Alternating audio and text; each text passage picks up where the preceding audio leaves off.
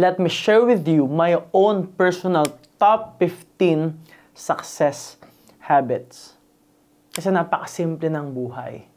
If you wanna be successful, if you wanna build more wealth, kung gusto mong yumaman, gusto mong kumita ng malaki, gusto mong makabenta ng malaki, gusto mong i-build yung negosyo mo, kailangan alam mo yung dapat mong gawin. But the problem with most people is, yung ginagawa nila hindi consistent. Pwedeng masipag sila ngayon, pwedeng hataw sila ngayon. They can be working really hard right now, but tomorrow, they are procrastinating. Because they are forcing it, and it's not yet a habit. But if you are able to build habits, success habits, of course, the end result will always be success. You can always create the life that you want. But you have to build habits around it. So in this video, in this podcast, I'm gonna share with you my own personal top 15 success habits. And yes, welcome to another episode.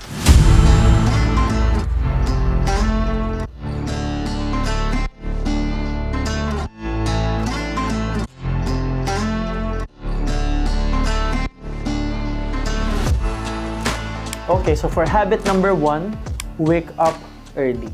Now, bago ako mag-react, I'm not saying that you have to wake up 4 a.m., 3 a.m., 5 a.m. Of course, you have to focus on what works for you. If 9 a.m. works for you, if 7 a.m. works for you, go for it. But when I say wake up early, I'm talking about waking up earlier than usual. So you can get things done early in the morning. Very important na umaga pa lang, marami ka nang nagawa at natapos. Meron akong tinatawag na 3 consecutive wins. Waking up early is 1 win. Drinking water with my supplements, Moringa Eye, is another win. Being able to check my goals is another win. And of course, I'm gonna reward myself with coffee.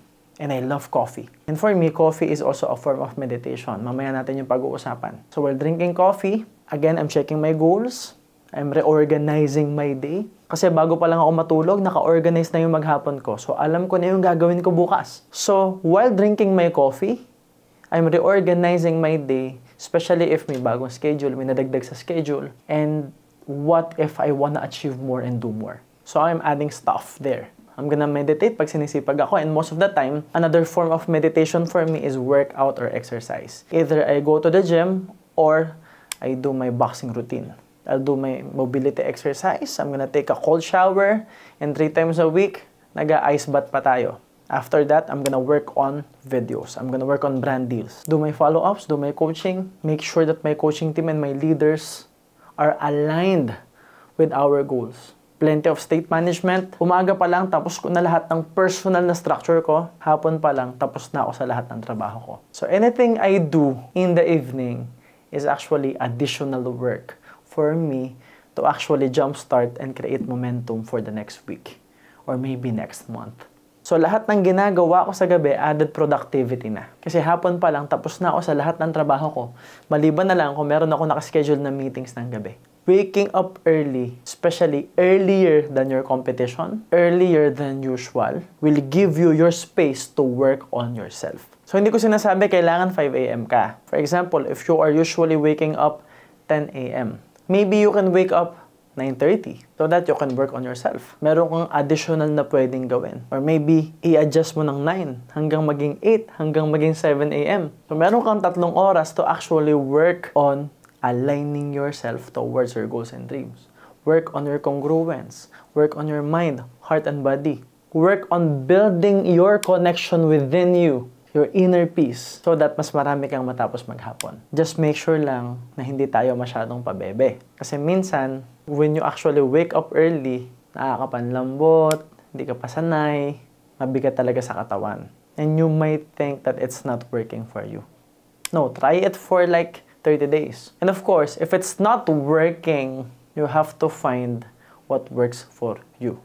But for me, 4 a.m. works. For me, 6 a.m. tapos na ako sa workout and personal structure ko, works great for me. Yung tipong 6 a.m. pa lang tapos na ako sa workout, tapos na ako sa meditation ko, kaligo na ako, ang dami ko na nagawa, okay sa akin yun. Kasi okay lang sa akin, sanay ang katawan ko, na hindi marami ang tulog. But you have to have self-awareness around this. But then again, if you wake up early, you clearly have the advantage. Habit number 2 is meditation. Now, napakalawak na usapan ng meditation. Kasi napakaraming klase ng meditation. May guided meditation online, pwedeng ikaw mismo yung mag-guide sa sarili mo. Pwedeng nakaupo ka lang, relax ka lang, or pwedeng may sarili kang form ng meditation. Now, for me, I've tried a lot of stuff, especially yung mga guided meditations. It worked for me, of course, kasi nakiklear yung mind ko eh. And once clear yung mind ko, little by little, nagiging clean yung heart. Hindi masyadong maraming panic attacks. Hindi nervyoso, hindi masyadong reactive. So, nakakapag-decide ako ng tama. So, the purpose of meditation is to actually become peaceful and align yourself towards what you want. Now, here's the catch. For quite a long time, I've been teaching people a lot about meditation. Kasi nga, it works. But the problem is, yung iba, pag hindi nakapag-meditate, nagigilty sila. Na parang pag hindi nila nagawa ngayon, hindi na sila yayaman. Ang nangyayari, imbes na makatulong sa kanila yung meditation, lalo pang nakasama. Now, here's the catch. The purpose of meditation is, again, for you to relax, for you to be peaceful, for you to allow the emotions to flow, allow the ideas to flow. So, if you are not allowing yourself to be in a meditative state, nonsense then. If you are forcing yourself, nonsense then. Kailangan magaan lang. So, don't be too hard on yourself. Initially talaga, hindi mo siya magagawa everyday. Initially, mahirap talaga siya gawing everyday. And most of the time, ako mismo, hindi ako nakakapag-meditate ng sagad everyday. Pero, I have my way of being in a meditative state. So, nabanggit ko kanina, when I drink coffee, na hindi ako nagmamadali. Yung tipong ini-enjoy ko lang yung coffee. Tulala lang ako. Wala akong iniisip, kundi yung kape ko. It is actually a form of meditation for me. Relax lang ako, wala akong ibang iniisip, walang iniisip na negative o positive, just neutral. Nakakape lang ako and just enjoying my coffee. And if I have the time, or naramdaman ko na maybe I can meditate right now, I will do my meditation. I will not force myself to do it. I just allow things to flow. And when I meditate, sinisimulan kong i-clear yung mind, pababa sa puso at sa katawan. Pag clear na, ito yung ginagawa ko. See and feel. I'm gonna see it in my mind's eye. My goals and dreams. So sisimulan ko sa what I want to happen today. My ideal day. I'm gonna see myself achieving my goals and dreams. I'm gonna see myself in the process of achieving it. So apart from seeing the end result, I'm trying to make my mind and my body familiar with the process. Para sa akin, yun yung effective. No? Kasi yung iba, when they manifest, when they think about their goals and dreams, when they meditate, they focus on the end result. Kaya lang, ano ba yung meditation, di ba? To be familiar with. Ang goal mo, maging familiar ka dun sa feeling. Maging familiar yung utak mo, yung katawan mo, yung puso mo, dun sa pakiramdam na meron ka na nun. Kaya lang, kaya tumatagal, kaya may delay, kasi yung katawan mo, hindi naiintindihan yung proseso on how to achieve your goals and dreams. Masyado tayo nakafocus sa end result, sa goals and dreams. So ako, sinisimulan ko sa proseso. For example, if magkuklose ako ng deal today, gagawa ako ng videos today, I see myself doing it excellently. Nakikita ko yung sarili ko na ang galing ko, nakikita ko yung sarili ko na natatapos siya. Getting things done. Seeing myself being more confident, spreading love and receiving love. Seeing myself practicing excellence. That's what I do in the meditation process. And then, feel. What do I feel? Anong mararamdaman ko kapag excellent ako? So I also see myself in the process, enjoying the process. So that naka-align ako na, teka, yung proseso hindi miserable. Kasi kaya naman miserable yung proseso, kaya miserable yung rejections, yung failures, kaya sobrang miserable yung pagbebenta, yung negosyo natin, yung mga ginagawa natin, kasi naka-mindset tayo dun eh. So I meditate around enjoying the process, loving the process, falling in love with the process. And then of course, I'm gonna see myself achieving my long-term goals. So ito na yung mga malalalang goals ko. Yung mga matitinding goals. And guess what? Dati, ginagawa ko to. And most of my goals, most of my dreams na malala sa akin before, grabe, nangyayari na ngayon. Just imagine, yung may sarili akong media company, meron akong sariling life and business company, meron mga brand deals, sikat sa social media. Dati pangarap lang yun eh. Dati minimeditate ko lang yun eh. Sobra-sobra pa nga yung binigay sa akin ngayon eh. Yung pagiging speaker, yung sobrang daming nakikinig, yung sobrang powerful on stage. Dati minimeditate ko lang yun eh. Ngayon nangyayari na. Those things are actually really big for me. Malaki yun sa akin. Long-term goal yun sa akin, pero ngayon nakukuha ko na. So, nakakatawa, alam na ng katawan ko na kaya kong ma-achieve. Kaya pag nag-meditate ako, mas madali na siya. And again, I don't force myself to do it. Sometimes, kahit nakamulat ako, Nagkakape ako, nai-imagine ko na siya, nakikita ko na siya kasi sanay na yung katawan ko. Alam na ng katawan ko yung pakiramdam. And there are also times that I'm in a meditative process while working out. Pag nag-workout ako, hindi ako masyadong nakikinig ng videos. Hindi ako masyadong nakikinig ng music. Most of the time, relaxing music. Yung pang-meditate na music yung ginagamit ko when I work out. Or podcast din. Or learning din. Because for me, working out is also a form of meditation for me. Na nakiklear yung mind ko, nakiklear yung heart ko. Kasi nakakapag-release ako ng emotions. Especially when I do boxing. So yeah, you do your meditation to clear your mind and your heart. And more importantly, you do your meditation to align yourself towards your goals and dreams. And that will make you successful in life. Habit number 3, write your goals. Now here's the catch. For you to become successful in life, you have to be congruent. So it's your mind, your heart, and your body. Your thoughts, your emotions, your actions. Now, when you write your goals sa isang papel, sa isang notebook, you focus on writing.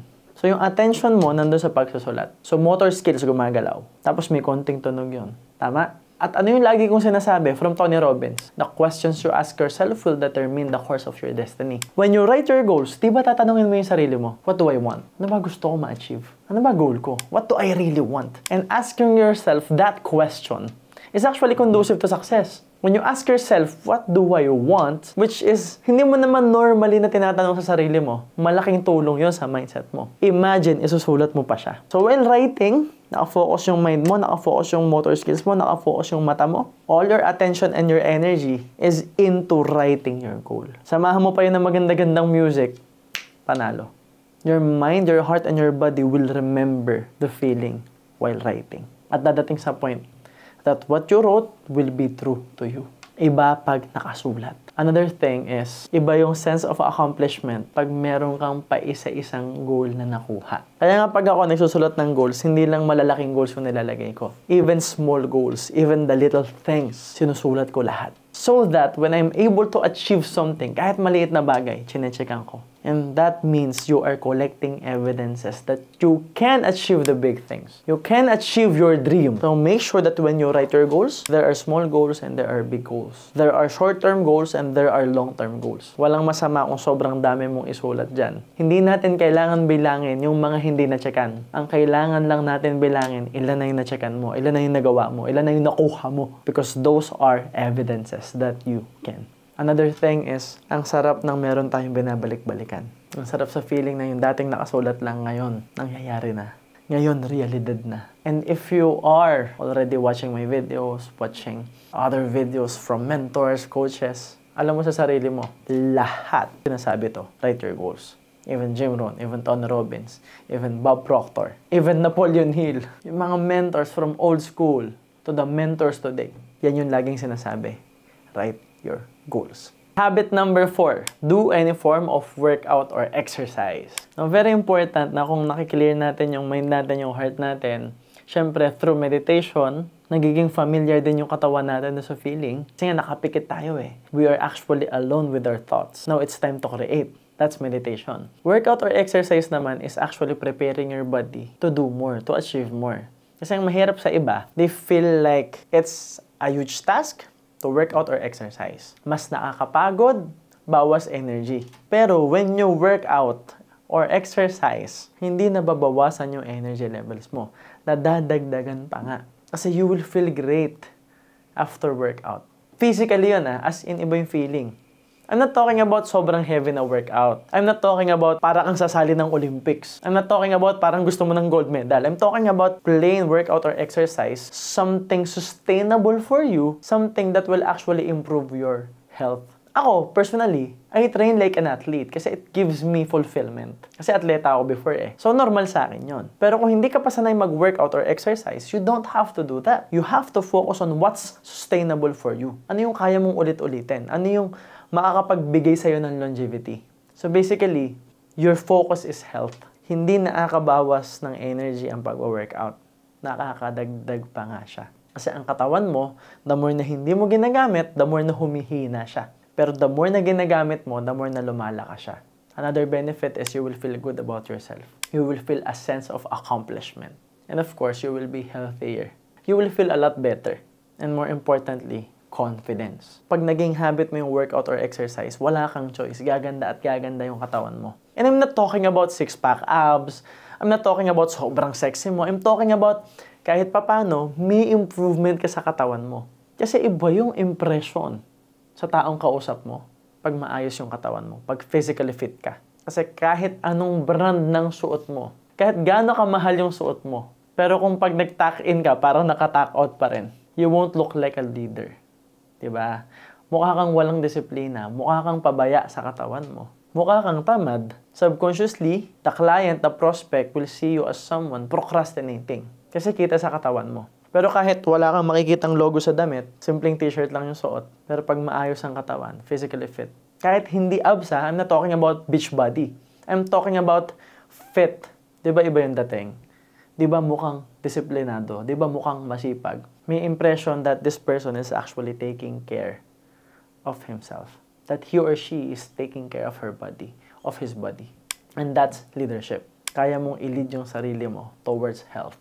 Iba yung confidence kasi na regardless of the brand you are wearing, ikaw yung nagdadala ng damit. Hindi ikaw yung dinadala ng damit. Ikaw yung brand. You don't have to prove anything, di ba? Hindi mo kailangan magmukhang mayaman kasi maayos kang tingnan, decente kang tingnan. And napansin ko rin na mas nakakapag-decide ako ng tama when I work out or exercise, less yung init ng ulo, less yung pagiging reactive, pagiging subjective. And I do my workout early in the morning because for me, that's one of the hardest tasks for the day. Kasi nga, I do heavy workouts, like extremely heavy workouts. So pag natapos ko siya, feeling ko lahat ng problema maghapon, kaya kong malampasan. Kasi kung nabuhay ako sa gym, kung nalampasan ko yung workout ko, especially my age, when I do boxing, sagad pa rin talaga. So, pag nalampasan ko yon, feeling ko lahat ng problema maghapon, kayang-kaya ko nang lampasan. And then, initially, parang pagod ako. Pero when I take my cold shower, grabe yung feeling. Lalo akong mas malakas. Lalo akong nai-energize. At ito pa, pinakamagandang benefit para sa akin when you work out or exercise, hindi ka masyadong tumataba, pero nakakain mo yung mga pagkain gusto mong kainin. Well, I'm not sure kung ganun sa lahat Personally, ganun sa akin. So, I work hard. Masipag ako sa lahat ng bagay so that I can actually eat what I want. Pero, may disiplina ako sa pagkain Lagi akong may baong red rice, lagi akong may dalang itlog, lagi akong may dalang saging. Pero at some point, pag may dinner, special dinner, hindi ko kailangan tanggihan yun lahat. Nakakakain pa rin ako ng mga gusto kong kainin at hindi ako basta-basta tumataba. Because my body is actually doing a lot. I'm burning a lot of calories. And isa pa sa pinakang mahalaga, yung energy levels mo mataas. Tandaan nyo, money is energy. In business, money is a form of currency. But in this world, energy is a form of currency. Ang puno, paano lumalaki? Energy, sunlight, tubig. Yung cellphone mo ngayon, kailangan nyo ng baterya, energy. This world revolves around energy. Ikaw, buhay ka ngayon kasi may energy ka pa. So energy is the currency. So pag mataas ang level ng energy mo, marami kang matatapos, marami kang magagawa at maa-attract mo yung mga blessings. Hindi makaka-attract ng blessings yung low energy. Yung low energy, ang naa-attract niyan, negativity, toxicity, anger. But high frequency, high energy, ang maa-attract niyan blessings, love, abundance, appreciation, gratitude, and happiness. So yes, do any form of workout or exercise. Habit number 5, read books. Now this is one tip na lagi mong naririnig, especially sa mga negosyante, and it's true. We actually read a lot of books. We love reading books. Well, ako personally, I love it now, but I hate reading books before. Kasi isa yan sa mga bagay na sobrang nakakaantok gawin. Tamad na tamad akong magbasa before. Pinilit ko lang yung sarili ko kasi kailangan kong mag-grow. Kasi before, hindi pa uso yung podcast. Hindi pa uso yung mga videos na ganito. Hindi pa uso yung mentors. Hindi pa uso yung seminars, workshops, masterclass. Wala pang ganon. Ang uso, libro lang. So you really have to read. Now, one of the major advantages of reading is yung experience ng isang successful na negosyante or expert sa field nila. Nilagay nila sa isang libro. Imagine, years of experience. Years of trial and error. Imagine yung success nila, yung failures nila, lahat nandun. You can actually learn from the success of other people and learn from their mistakes, learn from their failures. Ang malupit pa dito, most of the successful mentors are not in this world anymore. Iba wala na sa mundo. Wala nang chance maka-attend ng seminar nila. Wala nang chance na makausap sila. But we have the luxury to actually access their mindset, access their beliefs, access their books. So very important that we are using that to our advantage. Napakaraming magagandang libro na magagamit mo para maging successful ka. And yes, most of the successful people that I know, most of them, if not every one of them, is actually reading a lot of books. So yeah, I strongly recommend na magbasa ng libro. Habit number 6, listen to podcast or audiobooks. Now, kung tamad ka talagang magbasa ng libro, hirap na hirap kang magbasa, may podcast naman kagaya nito. May mga audiobooks naman online. So, habang naglalaba ka, habang naglalakad, habang nagja-jogging, habang nag-workout, you can actually listen to podcast. You can actually listen to audiobooks. Because there are audiobooks na mismong yung nagsulat pa yung nagsasalita doon. At ang advantage nun, you can still be productive while learning. And yes, this is actually my personal favorite because even if I'm working out, even if I'm working on something, editing a video, checking the video, reviewing the videos, driving, especially ang lalayo ng biyahe namin, so while driving, it's good for me to actually listen to podcast episodes. Napakaraming magagandang podcast, especially Principles by MJ Lopez. So please support us by giving us a 5-star rating in Spotify. And of course, support din kayo dito sa YouTube channel natin. It's MJ Lopez. And mag-subscribe kayo ngayon na. And please click the notification button para every time may bagong upload tayo, alam nyo. And yes, support din natin yung Facebook page natin, yung Instagram, and yung TikTok. Thank you so much, guys. So yeah, listen to podcasts or audiobooks. Habit number 7, watch videos that are conducive to your success. Yes, napakarami na ring videos, educational videos about life, business, success. Kahit anong career ang napili mo, siguradong may video about it. Siguradong may content creator about it. Kahit nga anong bibilhin mo, lahat may unboxing na. So everything is available online for free. But you have to choose. You have to pay attention to who you are listening to. You have to make sure that what you watch is actually conducive to your success. Ibig sabihin, dapat related sa success mo yung pinapanood mo, yung pinapakinggan mo. Since napakaraming videos ang available online, the problem with that is masyado tayong naliligaw sa distraction. Kasi available yan lahat eh. Magagandang babae, mga poging lalaki, pasayaw-sayaw, entertaining, comedy, drama, anime, sakitan, suntukan, clout, negativity. Lahat yan available. But you have to filter. You have to choose. Because it's not just about watching.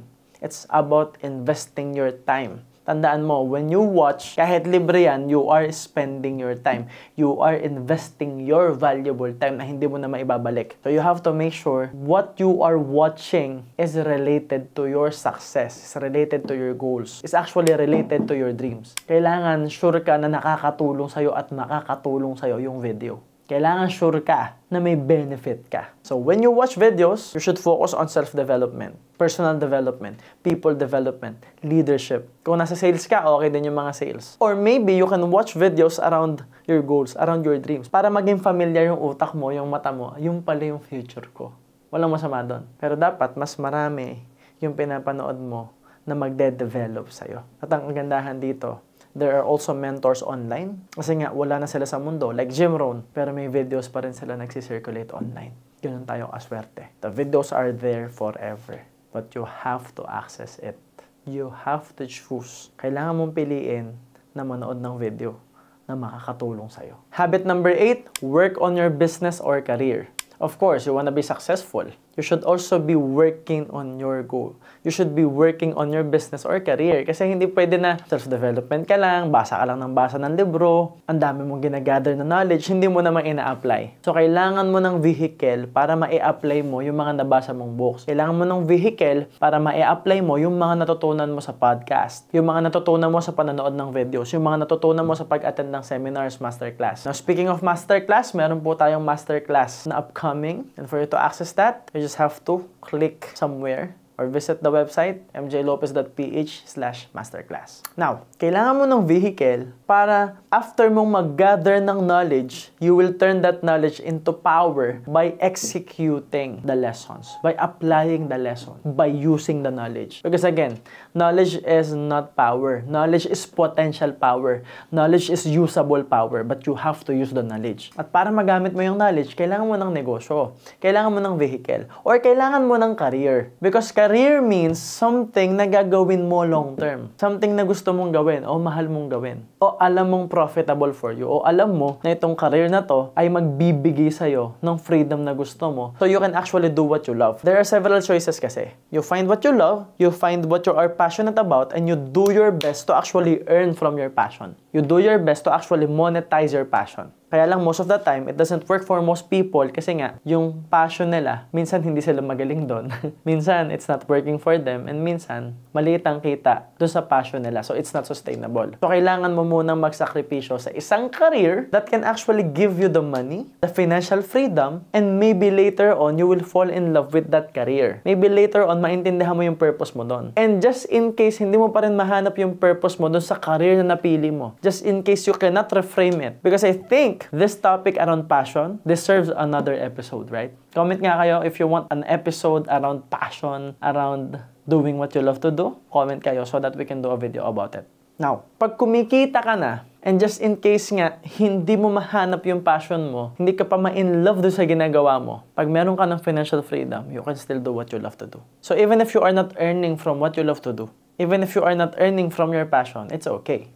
Kasi nga, kumikita ka na doon sa career mo. But bottom line, for you to become successful, you have to have a vehicle. And most of the time, you will be working on your business and your career. So majority ng maghapon mo, dapat yun ang tinatrabaho mo. Kasi ang problema sa iba, maghapon, puro personal development, puro self-development, puro gym, puro papogi, puro pa-sexy, puro paganda. Guys, yung mga napag-usapan kanina, especially yung workout, reading books, meditation, writing your goals, saglit lang ginagawa maghapon yun. 6 a.m. tapos ko ng lahat ng yon. So if you wanna be successful, mas mahaba yung panahon na gugugulin mo working on your business or career. Habit number 9 is monitor your day. You have to review your day. Kasi anong nangyayari sa atin? We are losing, we are failing, or maybe we are succeeding, we are winning the day, pero hindi natin alam kung paano natin nagawa. Kaya nga ang dami nagtatanong sa akin, Sir MJ, bakit ganun? You are only 32 pero parang napakarami ng experience mo. Well, the answer to that is, maliban sa sobrang sipag ko, maliban sa yung 10 years nila, iba sa 10 years ko, kasi yung 10 years nila, baka procrastinating sila. Yung 10 years ko, sagad na hataw,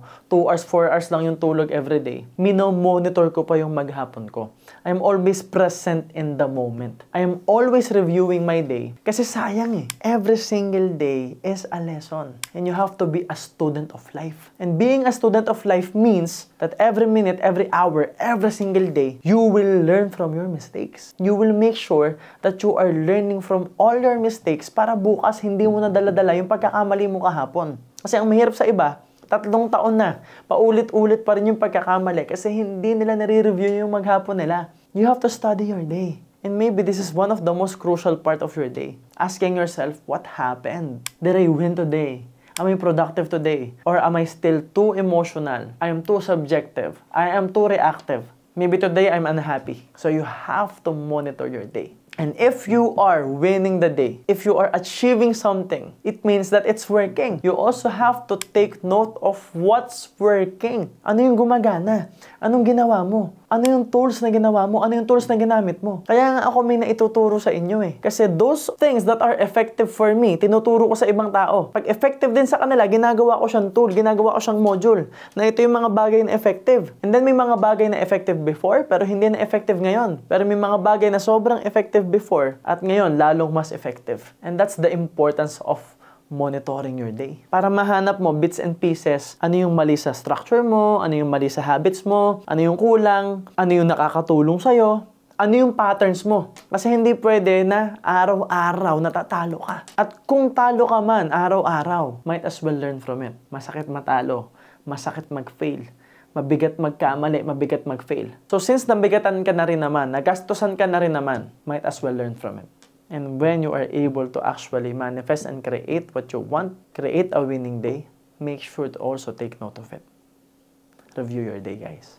Habit number 10, celebrate your wins. Now, I have this in my company, in our culture. This is actually integrated in what I do, especially with my team. Pag may panalo kami, sineselebrate namin yan every day. Iba pa yung every week, iba pa yung every month, iba pa yung every year. Kasi nga, bago ka makapag-create ng winning day, bago ka manalo, mas marami yung talo. Sobrang bigat ng pagdadaanan. Sobrang daming challenges. So you have to make sure that you are acknowledging yourself for every win that you have. Now, I get it. Ginagawa ko to sa company ko, effective siya. Ginagawa ko to sa lahat ng kumpanya ko, sa lahat ng mini-mentor ko, effective siya. Pero kung nagsisimula ka pa lang, you might wanna start with yourself. Kasi ang hirap mag-acknowledge ng wins ng iba, kung hindi mo na-acknowledge yung sarili mong wins. Mahirap magbigay ng appreciation sa iba kung hindi mo na-appreciate yung sarili mo. Pwede kasing dumating sa point na naiinggit ka na naman sa wins ng iba, naiinggit ka na naman sa success ng iba, naiinggit ka na naman sa achievement ng iba, kasi nga hindi mo tinitingnan yung sarili mo. But if you can acknowledge you, yourself, especially your wins, makakatulong siya sa confidence mo, sa belief systems mo, and more importantly, sa state mo, sa nararamdaman mo. Now also, very important that you celebrate it. Kasi ang nangyayari sa atin, pag tayo may failure, di ba? Matinding pinagdaanan, emotionally, and ito malupit, physically, we are immersed, di ba? Bagsak yung katawan mo, magpapatugtog ka pa ng malungkot na music, yung iba nagdadabog pa, yung iba meron talagang ginagawang hindi maganda. So you are doing things that are negative kasi nga nasa failing moment ka, nasa losing moment ka. So may moment ka around it. Ang problema sa atin, ang dami nating talo, ang dami nating pinagdaanan. Pag nanalo tayo, hindi tayo masyadong immersed. Hindi natin ini-enjoy, hindi natin ina-acknowledge, hindi natin sineselebrate. So ang nangyayari, wala tayong masyadong anchor around celebrating our wins, 'di ba? So, ang pinakamaganda dito, when you celebrate your wins, you are actually collecting evidences in your heart. So, yung written goals, evidence yun na malinaw, tangible yun, kasi chinecheckan mo yun. Pero, yung pagsa-celebrate ng wins mo, para yun sa'yo, sa puso mo. That way, sumasaya yung puso mo, at alam ng katawan mo na every time na malalampasan mo yung problema, every time na titiisin mo yung problema, every time na magsasakripisyo ka, may kapalit na saya. May katumbas na reward. At iba pag ikaw yung nag-reward sa sarili mo. Iba pag natutunan mo mag-celebrate ng success mo. Parang birthday lang yan. Di ba? Ang sarap mag-celebrate. Mas masarap mag-celebrate kapag panalo. So, celebrate your wins. Habit number 11 is plan your day before you go to sleep. Most of the time, we are super unproductive. We are procrastinating mainly because we don't know what to do. There's no clear destination. There's no clear direction. There's no clarity. Kasi wala pang plano. Maybe you have goals and dreams. Maybe may goals ka. Pero kung wala kang plano, paano mo ma-achieve yung goals mo? Hindi ka rin magte-take ng action. And maybe may plano ka na. Pero kung walang daily structure around that plan, wala ring mangyayari. Tatamarin ka pa rin mag-take ng action. Pero kung bago matulog, planado na yung gagawin mo kinabukasan. You already know what to do. You already know what you wanna do. Prepared na yung katawan mo eh. Prepared na yung isip mo eh. Nakalista na yun sa notebook mo eh. So pagmulat ng mata mo, alam mo yung gagawin. And being really organized will actually make you extremely productive. Kasi walang masasayang na oras. Tapos nagiging less subjective ka. Nagiging less reactive ka. Kasi nga may clarity sa lahat ng bagay na dapat mong gawin at gusto mong gawin, especially related sa success mo. So ako normally, bago pa lang ako matulog, alam ko na yung schedule ko bukas. Actually, alam ko na yung schedule ko ng buong taon. Meron na akong gustong i-create buong taon. Tapos mag-a-adjust pa yan every month. Kasi may mga invitation sa podcast, may mga bagong vlog ideas, may mga bagong pwedeng gawin. Tapos every week, meron ng malino na plano. Ito yung mga uploads, ito yung nakalatag na yung lahat. So ngayon, since nakalatag na yung buong linggo, bago pa lang ako matulog, alam ko na yung gagawin ko bukas. Pero I will still organize it in a sense. Kasi iba yung bago matulog, sobrang prepared na ako for tomorrow. Most people will say, a winning day starts in the morning. But for me, a winning day starts before you go to sleep. Kasi hindi ka magigising ng maaga kung hindi ka matutulog ng maaga. Hindi ka mamomotivate bumangon ng maaga kung hindi mo pa alam ano yung gagawin mo kinabukasan. So organize your day. Habit number 12 is don't sleep unless you win. So again, this is my own personal success habits. And for me, the main reason why I became this successful, I became who I am, it's because of what I'm sharing to you right now. So ako, personally, hindi ako natutulog hanggat hindi ako panalo. So doon ako nakilala. Kilala ako sa marketplace, especially ng mga taong kasama ko. Especially yung mga coach ko, alam nila yung work ethic ko. Kasi meron akong standard ng panalo. So yung kanila, yung para sa kanila, panalo na. Sa akin, hindi pa. Sa akin, malayo pa. At hindi ako natutulog hanggat hindi tapos ang trabaho. Hindi ako natutulog hanggat di ako panalo. So if it is a losing day for me, I'm gonna do my best to shift. I'm gonna do something to win. Kahit madaling araw yan, kahit gabi yan, gagawa akong paraan para ipanalo tong araw na to. At kung wala talagang paraan, hindi na lang ako matutulog. Kasi hindi ako matutulog ng talunan. Iko-continue ko na yung kinabukasan. So ang dating sa akin, hindi natapos yung maghapon. Continuation lang siya. Ugali ko yun talaga. You don't have to copy me. Hindi nyo ako kailangan gayahin. I'm just sharing who I am right now. So yeah, huwag kang papayag na matutulog kang talunan.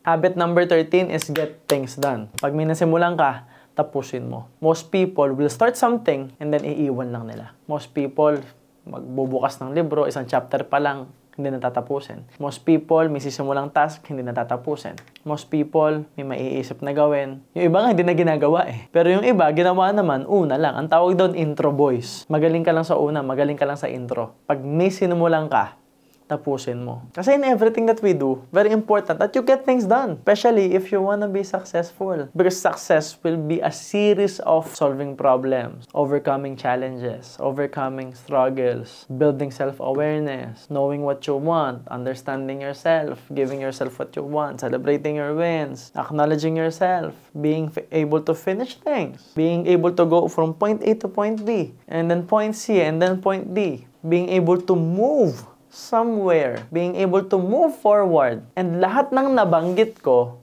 it involves getting things done. In business, we have sales and marketing. We have business concepts. We have business strategies. We have relationship and negotiation. We have branding. We have product research and development. We have leadership. We have documentation and legalities. We have personal development, people development. We have financial management. We have cash flow management. All those things involves getting things done. Pag hindi tinapos, butas yon. Problema yon. So lahat ng sinimulan mo, tapusin mo.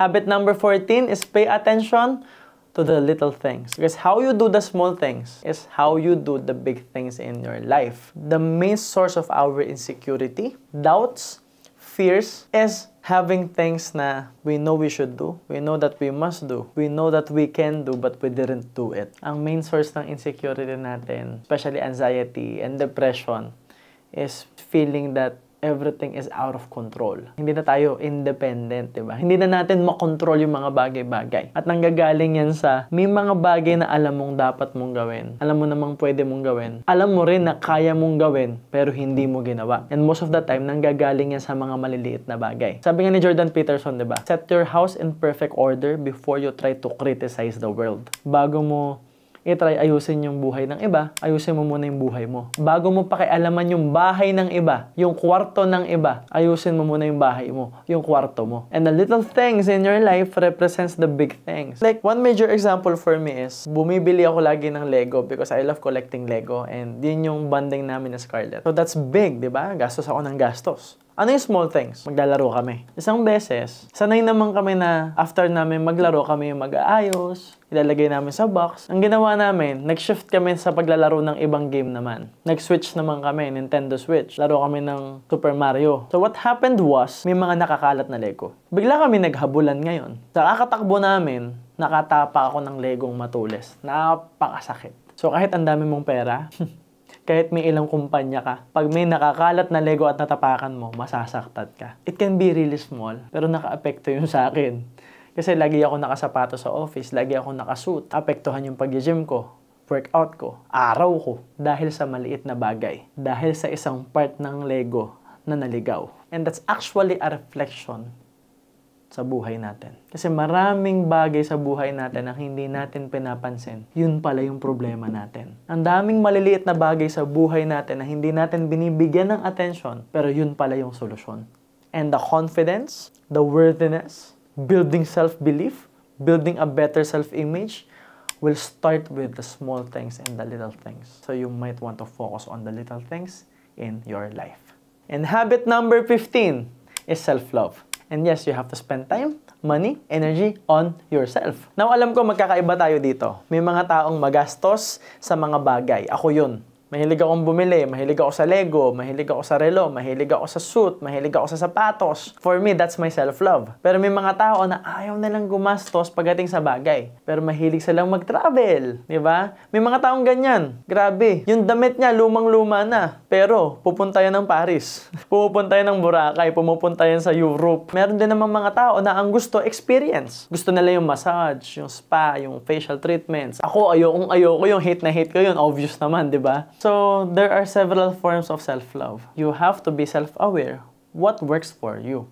For me, I love buying timepieces. Kasi aside from a timepiece will actually show you that time, it actually reminds me of that time that I was able to conquer a challenge. A timepiece reminds me of that time na nalampasan ko yung struggle, nalampasan ko yung problema, na meron akong malaking panalo. Ang advantage para sa akin sa isang timepiece is, if marunong kang pumili, you have the luxury to actually wear a really nice watch, pero yung watch mo, hindi bumababa yung value. Pwede pang tumaas yung value. Now, hindi laging ganon, pero iba pa rin yung feeling, di ba? Kasi yung sapatos natin, yung iba yung damit natin, automatic yan, nagde-depreciate yung value nan. Pero yung relo, most of the time, pag marunong kang pumili ng relo, tumataas pa yung value niya. So, imagine mo, na-enjoy mo na yung relo, tapos na-retain pa niya yung value niya, o tumaas pa yung value niya. So, for me, that's self-love. Kasi ang mahirap sa iba, kumikita ng malaking pera, pero yung money-making machine, pero sila, hindi nila binibigyan ng gasolina. Pero sila, hindi nila minamahal yung sarili nila. Can you imagine, as a businessman, you're spending a lot of money on things, on assets. If you're not spending money on yourself, mababurn out ka. I'm not saying ubusin mo yung pera mo. I'm not saying lustayin mo yung pera mo. I'm saying just spend money for yourself, to yourself, so you can actually love yourself and enjoy what you're working for. Una, hindi iikot ang ekonomiya kung hindi tayo gagastos. Pangalawa, mahirap kumita ng pera kung hindi tayo masaya sa nangyayari sa atin. And the main source of burnout is walang self-love. Ang akin, sumakit likod mo, magpamassage ka. Gusto mo mag-basketball, spend time. Gusto mo mag-workout, spend time. Gusto mo magpa-facial, gusto mo i-treat yung sarili mo, go for it. You wanna buy a watch? You wanna buy a suit? You wanna buy a shirt, a jacket, a pants, a shoes? Go for it. Kasi ako, every month, meron akong self-love. Because it fuels me and prepares me for the next month. Sabihin na natin, malaki yung nagastos ko. Pero malaki rin yung kinikita ko next month kasi malaki yung ginastos ko last month. Ang mahirap sa iba, tinitipid yung sarili, kakatipid, next month, lumiit yung income. Pabagsak yung energy, pabagsak yung tingin sa sarili, nababurnout na, pabagsak pa yung income. Minasave nga siya. Pero lalong bumabagsak lahat. Downward spiral yun. Hanggang sa matatapos yung taon, sunog na, lutong-luto na. Di na siya masaya. Eh ako, what I do, I'm gonna spend my money on me. So that next month, mas marami akong energy. Masaya ako. Happy ako. Happy ako sa resulta ko. At excited ako sa pwedeng mangyari sa buwan na to, sa susunod na buwan. Kasi nga, alam ko sa sarili ko na may reward ako sa sarili ko kapag nagawa ko to, kapag na-achieve ko to. So I'm looking forward for the next month. And maybe I can earn more. And I will do my best to earn more and achieve more and do more so that I can give myself more. So, anong nangyayari? Tumataas yung income ko, maraming opportunities yung dumadating, tumataas yung energy levels ko, may mga bagay pa akong naaatikha para sa sarili ko. And since I love tangible things, kitang-kita ko yung collection ko ng relo, ng sapatos. And every time nakikita ko siya, namomotivate ako to do more. Kasi nangyayari, next month siguro, pag kumita ako ng ganito, ito yung bibiling ko. And it works for me. Now, when you do self-love, I'm gonna give you a structure. 1. Self-love also means that you will invest on things that will help you grow. So, attending seminars, workshops, masterclass, mjlopez.ph/masterclass is actually a form of self-love. Kasi, may na-experience ka doon at nag-grow ka doon. So, buying books for yourself is also a form of self-love. 2. Experiences. Baka hindi ka pa sure ano yung self-love na gagana sa'yo. Might as well try everything. Go to the beach. Try mo mag-hike. Try mo mag-travel with friends. Try mo mag-travel with family. Try mo mag-travel alone. Try to go somewhere. Pwede kang mag-check-in sa magandang hotel, mamahaling hotel. But the thing is, this form of self-love is all about being present in the moment and giving yourself an amazing experience. And number 3, tangible things. So ito na yung mga kagaya ko na mahilig sa kotse, mahilig sa mga relo, sa sapatos, sa damit. So it's up to you. Again, whatever works for you. I'm so happy right now because I was able to be open with you guys and share with you my top 15 success habits. So again, ito yung mga bagay na ina-apply ko, ginagamit ko sa sarili ko. Kaya nakarating ako kung nasaan ako ngayon. So you don't have to do everything. You can pick bits and pieces. Kung ano yung effective sa'yo, ituloy mo. Hindi mo naman kailangan gawin din lahat sabay-sabay. Pwedeng unti-unti, i-build mo yung paisa-isang habits. And kung ano man yung gumagana sa'yo, na natry mo na, pa-comment, please share with me. Ano yung mga habits dito na ginagawa mo na? At ano yung mga habits dito na gusto mong itry idagdag sa mga binibuild mong habits for yourself? And then syempre, after several weeks or months or maybe years, pwede natin itong balikan, kamusta na yung habits mo at kamusta na yung resulta mo? Because I would love to see you guys achieve your goals. I would love to see you guys guys achieve your dreams. Kasi yun naman ang purpose nitong podcast na to. Yun naman ang purpose nitong episode na to, nitong YouTube na to, nitong video na to, is for you to actually achieve your goals and dreams. And with that, we also need your support. Please subscribe to this channel and click the notification button. Also, like our page, MJ Lopez sa Facebook, MJ Lopez sa TikTok, MJ Lopez sa Instagram, and make sure that you engage in all our videos. And if you find value in this video, please share this. Share mo sa mga kakilala mo. At kung sobrang valuable sa'yo ng ginagawa namin, please, share mo lahat ng video. Especially yung mga video na paborito mo. Share mo sa mga kakilala mo. Because maybe, kailangan din nilang matuto. Yun lang guys, this is the end of podcast. And always remember that everything good starts with a yes. And yes, my name is MJ Lopez and see you soon.